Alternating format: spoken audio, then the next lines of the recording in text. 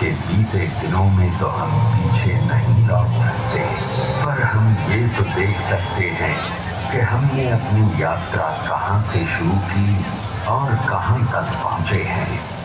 तो चलिए बिहार के इतिहास को समझने की कोशिश करते हैं। बिहार में सभ्यता के इतिहास के हर चरण में भौतिक उपलब्धियों पर दार्शनिक उपलब्धियों को वरीयता दी है। यही कारण है कि हर संक्रमण के दौर में लोगों ने बिहार की तरफ रुख किया है।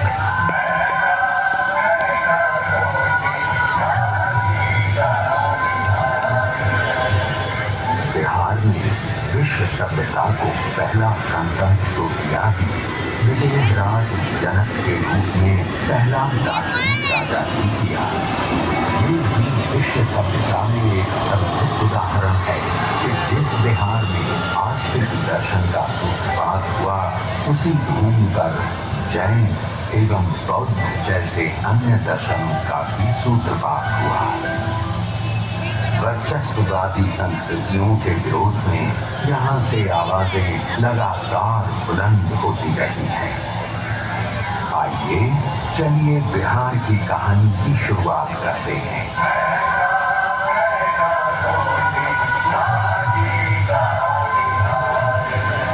शताब्दियों पूर्व बिहार के ऋषि विश्वामित्र ने भारतीय सभ्यता और संस्कृति को तत्कालीन संकीर्ण और रूढ़ मानसिकता से ऊपर उठाकर एक नई चेतना दी। विश्वामित्र ऋग्वेद के अनेक मंत्रों के रचयिता थे। उनका आश्रम आज के बक्सर जिले में स्थित था। राम और लक्ष्मण को लेकर उत्तर बिहार में स्थित विदेह की सीता से मिलाने का काम विश्वामित्र ने ही किया। लोग जब अपने जीवन के सच, औचित्य, संवेदना और विडंबनाओं का प्रतिबिंब किसी व्यक्तित्व में पाने लगते हैं तो उससे हद तोड़कर जुड़ने लगते हैं।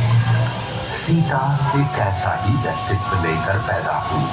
सीता ने अपने व्यक्तित्व से संपूर्ण नारी जगत को वो विश्वास दिया जहां उसे कभी अग्नि परीक्षा नहीं देनी होगी। बिहार की कहानी को थोड़ा आगे बढ़ाते हुए महाभारत काल में आते हैं।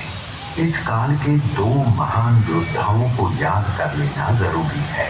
पहले मगध थे जरासंध और दूसरे अंगराज कर्ण, जो कि वर्तमान भागलपुर जनपद के राजा थे। भागलपुर में कर्ण का किला पुरातात्विक धरोहर के रूप में आज भी मौजूद है। क्योंकि कर्ण किसी राजघराने के वारिस नहीं थे, इस कारण उन्हें पद पद पर अपमान का घूंट पीना पड़ा था। वो एक महान धनुर्धर होने के साथ साथ महान दानव्रत भी थे और इस व्रत की रक्षा में भी उन्हें जान गंवानी पड़ी।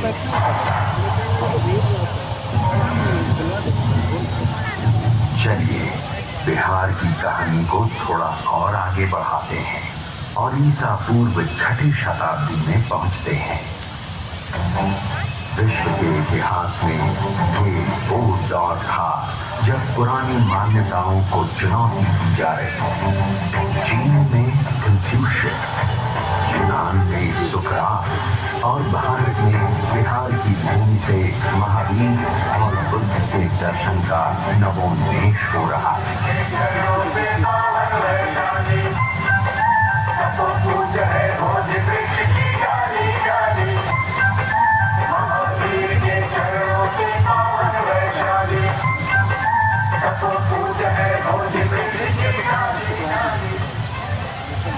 भगवान महावीर राजघराने में जन्म लेने के बावजूद बचपन से ही सांसारिक जीवन से विरक्त रहना चाहते थे। 30 साल की उम्र में वे घर छोड़ जंगलों में विचरने लगे और 12 वर्ष की कठिन तपस्या के बाद उन्हें आत्मज्ञान प्राप्त हुआ। इसके बाद उन्होंने पैदल घूम घूम कर लोगों को अहिंसा का पाठ पढ़ाया और जीने का तरीका बताया। उनका एक प्रमुख दर्शन था अनेकांतवाद। इस दर्शन के अनुसार सच को देखने का सबका अलग अलग नजरिया होता है और जब तक हम सत्य को हर एक नजरिए से परख नहीं लेते तब तक संपूर्ण सत्य को नहीं समझ सकते। जब महावीर स्वामी केवल ज्ञान की शिक्षा दे रहे थे, लगभग उसी समय एक और महापुरुष सिद्धार्थ गौतम मगध के जंगलों में ज्ञान प्राप्ति के लिए घोर तपस्या में लीन थे। इतिहास इस बात पर मौन है, पर हो सकता है महावीर और सिद्धार्थ गौतम मगध के जंगलों में एक दूसरे से मिले होंगे। आज से ठीक 2600 साल पहले वो भी क्या दृश्य था जब सिद्धार्थ गौतम ने गया से 15 किलोमीटर की दूरी पर निरंजना नदी के तट पर पीपल के वृक्ष के नीचे अंतिम ध्यान किया था।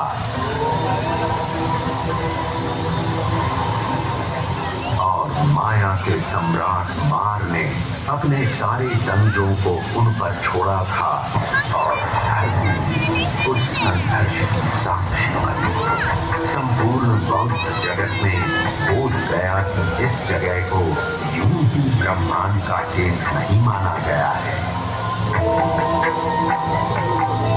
बुद्ध ने बताया कि दो अतिवाद हैं, एक तरफ जीने का मोह और दूसरी तरफ आत्मदमन। एक है खाओ पियो और मौज करो क्योंकि कल मृत्यु है, दूसरा कहता है सारी इच्छाओं को मार डालो क्योंकि इसी के कारण पुनर्जन्म लेना पड़ेगा। उन्होंने इन दोनों रास्तों को छोड़ने को कहा। वे मध्यम मार्ग के विश्वासी थे, जो न प्रवृत्तिवाद है न निवृत्तिवाद। अब हम बात करते हैं मगध के राजा बिंबिसार की। ईसा पूर्व 6वीं शताब्दी में देश छोटे छोटे जनपदों में बटा हुआ था, पर बिंबिसार के नेतृत्व में पहली बार मगध एक साम्राज्य के रूप में विकसित हुआ। जैन और बौद्ध दोनों राजा बिंबिसार को अपने करीब मानते थे। इन्हीं दिनों गंगा के उस पार वैशाली में लिच्छवियों का गणराज्य स्थापित था। वहां की आम्रपाली अपनी सुंदरता, नृत्य कला, गायन वादन के लिए विश्व प्रसिद्ध थी। भरपूर वैभव के बावजूद उसने बुद्ध की शिष्या बनना स्वीकार किया और अपनी संपत्ति संघ को दान में दे दी।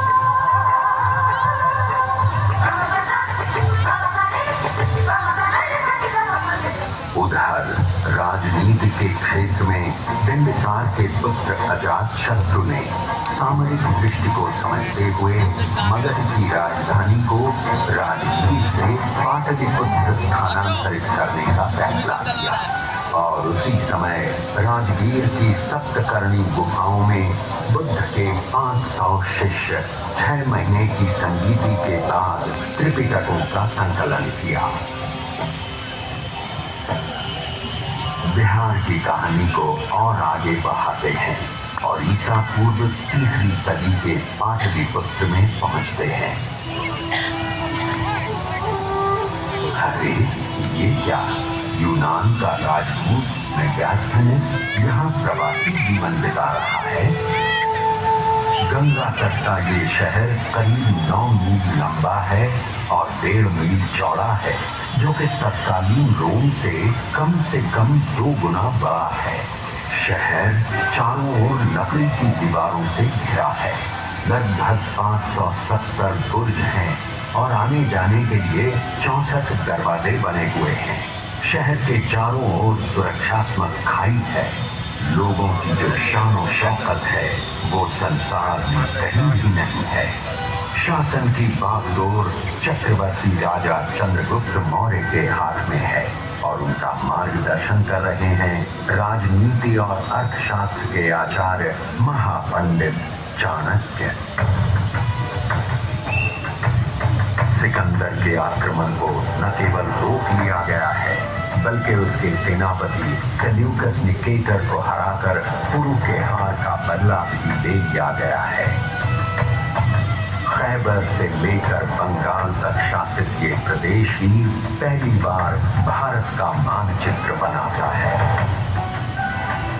चलिए अब बात करते हैं उस शख्स की जो किसी को संत दिखाई देता है तो किसी को सम्राट, किसी को वो मनुष्यों को परखने वाला राजनीतिज्ञ तो किसी को वो ऐसा विजेता दिखाई देता है जिसने विजय के दुष्परिणामों को देखकर युद्ध को त्याग दिया हो। कलिंग युद्ध के बाद बुद्ध धर्म अपनाने वाला ये शख्स और कोई नहीं बल्कि चक्रवर्ती राजा अशोक थे। सोचिए वो भी क्या परिवर्तन हुआ होगा जब शासन का संचालन लिखित अभिलेखों पर शुरू हुआ होगा। जहां लोग दीवारों से साम्राज्य की सुरक्षा करते हैं, उसने अपने शासन का विस्तार 84,000 स्तूप बनाकर किया। सचमुच अद्भुत थी राजा अशोक की सोच और ये कोई आश्चर्य नहीं कि आजादी के बाद राष्ट्रीय ध्वज में अशोक के धर्म चक्र को अपनाया गया।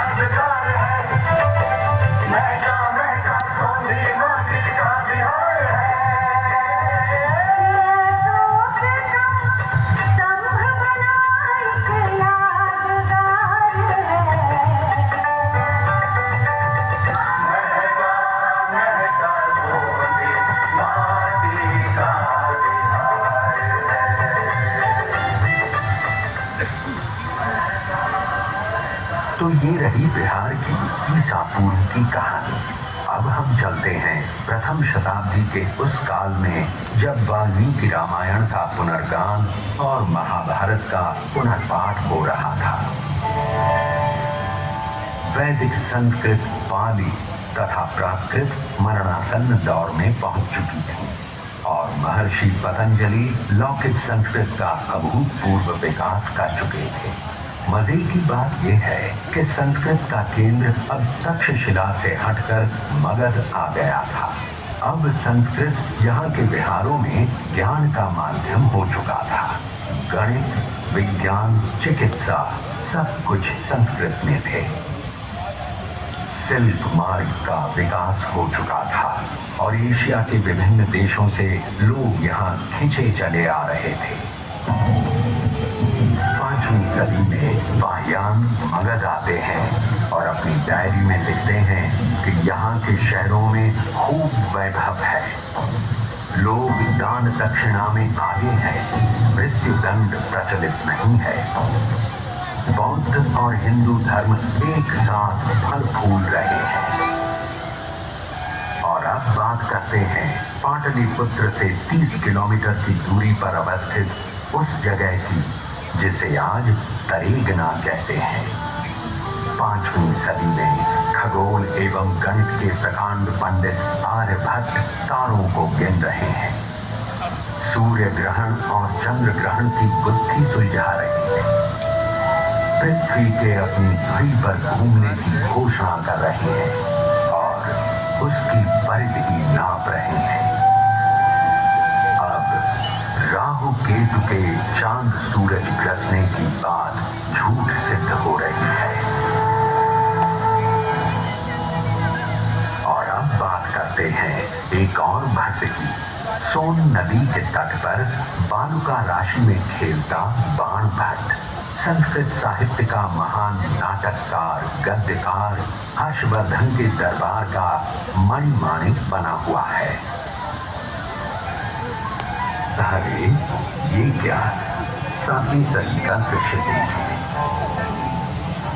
चीन से हुएनसांग पामीर की पहाड़ियों को पार कर हिंदू कुश को नाम कर सप्त सिंधु हस्तिनापुर कन्नौज होते हुए नालंदा की ओर चले आ रहे हैं। और जब वे नालंदा पहुंचते हैं तो द्वारपाल उनसे कुछ मुश्किल सवाल कर रहे हैं। 10 में से 2 या 3 को ही प्रवेश मिलता है। सोचिए, जब द्वारपाल इतने विद्वान होते थे तो उन्हें पढ़ाने वाले कितने उद्भट विद्वान होते होंगे। नालंदा का विकास अकेला नहीं हो रहा था, उसके साथ साथ विक्रमशिला, उद्दंतपुरी, तेल्हाड़ा जैसे अनेक विहार फल फूल रहे थे। महाबोधि मंदिर बन चुका था। केसरिया स्तूप का भी निर्माण हो चुका था। जगह जगह भव्य मंदिरों, विहारों और चैत्यों का निर्माण हो रहा था।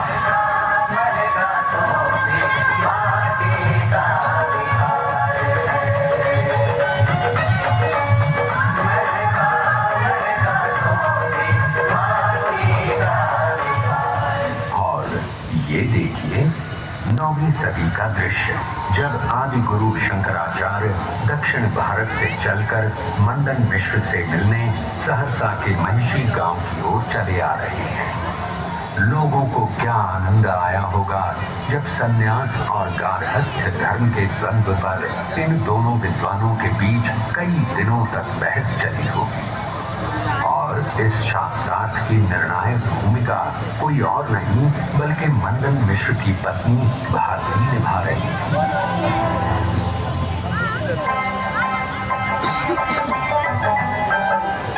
बिहार में वो ताकत थी कि लोग हर तरफ से खींचे चले आ रहे थे और इस सिलसिले में अगली कड़ी थी सूफी संत। बिहारों का स्थान अब दरगाह खान बाग ले रहे थे। मनेर शरीफ, बिहार शरीफ, फुलवारी शरीफ जैसे कई पवित्र स्थलों का विकास हो रहा था और इस इलाके में इतने विहार बने हुए थे कि मुगल शासनकाल में पूरे प्रदेश का नाम ही बिहार पड़ गया। सरहप्पा की कवि कुल परंपरा में देसिल बैना सब जन मीठा के उस गायक विद्यापति के बिना बिहार की गलियां सूनी पड़ी रहती। नालंदा, विक्रमशिला भले जला दिए गए हों, फिर भी गलियों की रागिनी जिंदा।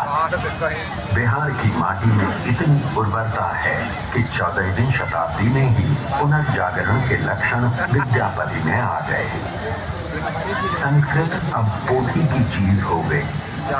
लोक भाषा के कवि विद्यापति पूरे पूर्वांचल में छा गए।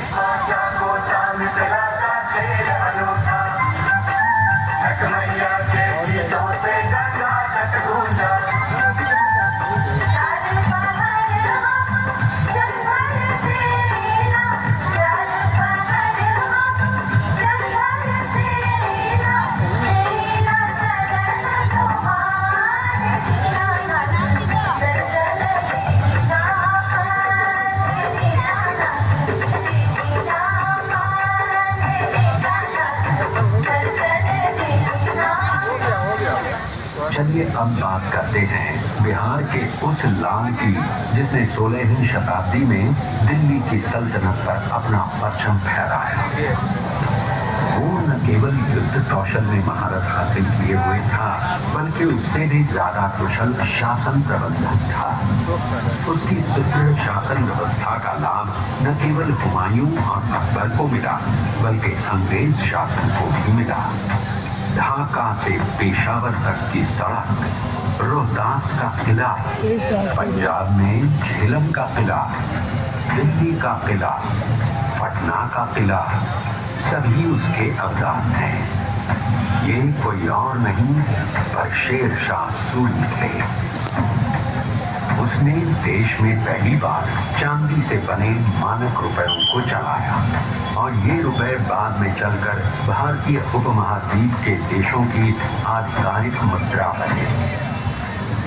उसने डाक व्यवस्था को दुरुस्त किया और पाटलिपुत्र जो कि 7वीं सदी से ढलान पर था उसे पटना नाम देते हुए फिर से विश्व के मानचित्र पर ला खड़ा किया।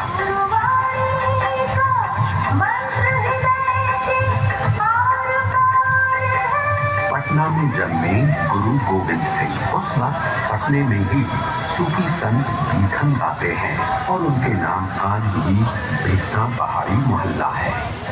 सूफी संत भीखन जब गुरु राय से मिले तो उन्होंने भविष्यवाणी की कि ये सूर्य जैसा तेजस्वी, वायु जैसा गतिमान और गंगा जैसा पवित्र होगा। और गोविंद राय ने बचपन में ही मगध के इतिहास का संपूर्ण व्यक्तित्व धारण कर लिया। ज्ञान, कर्म और भाव का संपूर्ण समन्वय। आगे चलकर उन्होंने खालसा पंथ की शुरुआत की और 42 साल की उम्र में शहीद हो गए। आज भी पटना का तख्त सिख धर्मावलंबियों के लिए अकाल तख्त के ठीक बाद आता है। इसके बाद बात करते हैं 18वीं सदी के अंतिम दिनों की, जब बिहार में एक ओर यूरोप के व्यापारी अपनी फैक्ट्रियां लगा रहे थे तो दूसरी ओर मुगलों का ठाट बाट बरकरार था। जहाजों से कारोबार हो रहा था और इस इलाके का चावल, जो पटना राइस के नाम से जाना जाता था, पूरे यूरोप में छा गया था। इसके बाद भारत में अंग्रेज राज स्थापित होने लगा है और अंग्रेजों के खिलाफ लोहा लेने में बिहार के लोगों का योगदान सर्वोपरि है। इसकी शुरुआत करते हैं तिलका मांझी से, जिन्होंने 1780-85 के बीच भागलपुर के जंगलों में अंग्रेजों की नाक में दम कर दिया था। 13 जनवरी 1785 को अंग्रेजों ने उन्हें भागलपुर में फांसी पर चढ़ा दिया और 1857 में बाबू कुंवर सिंह ने अंग्रेजों के विरुद्ध छापामार युद्ध करते हुए 80 वर्ष की उम्र में जिस रण कौशल, शौर्य, नेतृत्व और धैर्य का परिचय दिया, वो बिहार के इतिहास की विरासत है।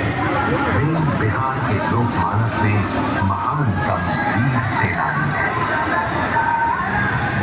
बाबू कुंवर सिंह की मौत के बाद शुरू हुआ बिहार का शोषण। एक तरफ जमींदारी प्रथा, दूसरी ओर सामंती व्यवस्था और तीसरी ओर अंग्रेजों द्वारा बिहार एवं बिहारियों की उपेक्षा।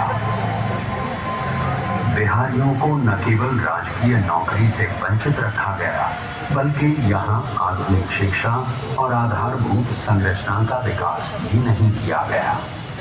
बिहार के लोग बस ताकतवर मजदूर बनकर रह गए। उधर इंग्लैंड में अफ्रीकी गुलामी को खत्म कर दिया गया था, पर उनको अपने उपनिवेशों को चलाने के लिए सस्ते मजदूरों की आवश्यकता थी। अपनी चालाकी दिखाते हुए अंग्रेजों ने 5 वर्ष का एग्रीमेंट करवाकर बिहार के मजदूरों का निर्यात प्रारंभ किया। क्या सूरीनाम, क्या ब्रिटिश गयाना, क्या दक्षिण अफ्रीका, क्या मॉरिशस और क्या फिजी, कहां नहीं भेजा गया बिहार के मजदूरों को। बिहार के ये लोग अपने प्रदेश के विकास को छोड़कर अंग्रेजों के उपनिवेशों का विकास करने लगे। कुछ मर गए, कुछ बच गए, सब एक दूसरे से बिछुड़ गए। सोचिए क्या बीती होगी पत्थर तोड़ते उन परदेसियों पर और राह देखती पटोहियों पर। हालांकि एक खुशी की बात बता दूं कि बिहार के ये लोग अपनी मेहनत की बदौलत न केवल आगे बढ़े, बल्कि वहां के शासन की बागडोर भी संभाली।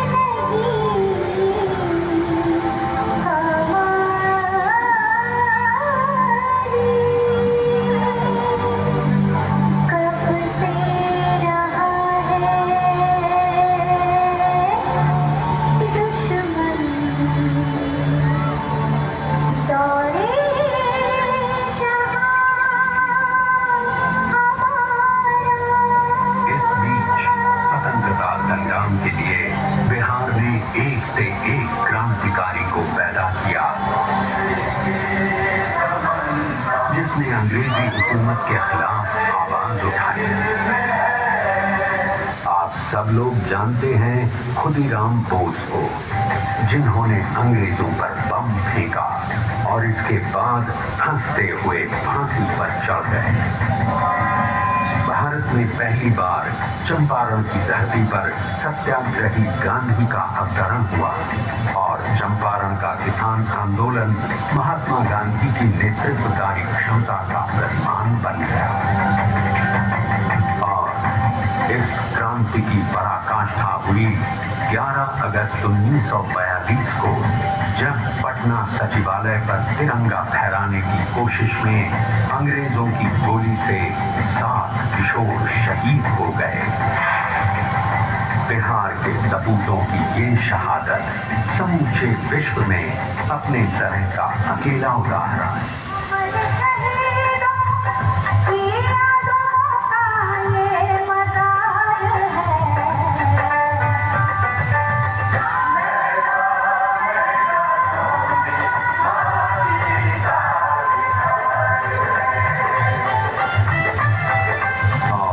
अब हम बात करते हैं उस शख्स की जिसकी उत्तर पुस्तिका पर लिखा है, examining is better than examiner. जी हाँ, हम बात कर रहे हैं देश रत्न डॉक्टर राजेंद्र प्रसाद की। प्रतिभा के सेनानी, अथक जन सेवा के संकल्पी, अद्वितीय गद्यकार, संविधान सभा के अध्यक्ष और 2 बार बने भारत के राष्ट्रपति सचमुच एकमात्र हैं।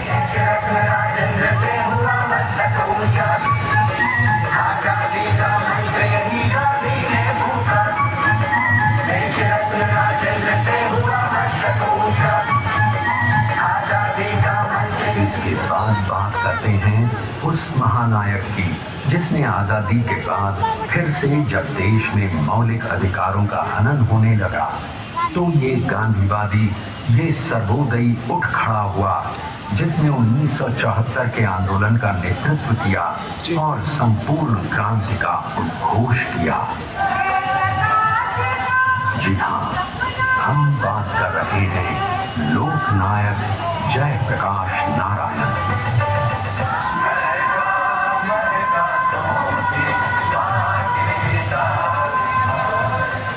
आज बिहार अपने नव जागरण के दौर में पुनः अपनी विरासत को याद कर पुनर्जीवन प्राप्त कर रहा है।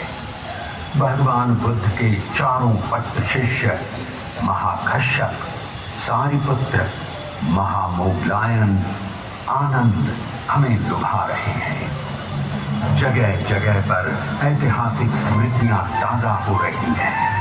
लड़कियां साइकिल पर सवार होकर आत्मविश्वास के साथ स्कूल जा रही हैं। महिलाओं को पंचायतों में 50% भागीदारी प्राप्त हो चुकी है। नालंदा विश्वविद्यालय का पुनर्निर्माण हो रहा है।